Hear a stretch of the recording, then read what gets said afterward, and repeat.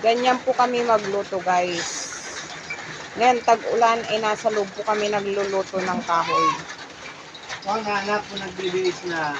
Kahoy lang po ang ginagamit namin na pangluto.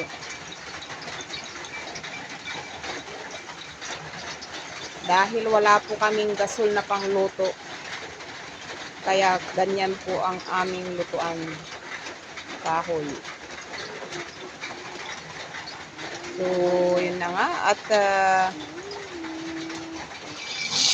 laka dyan.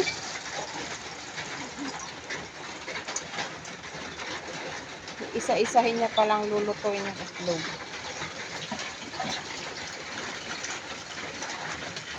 Wag doon. I-ano ko. Mamaya naman, lilitpikin ko rin yan.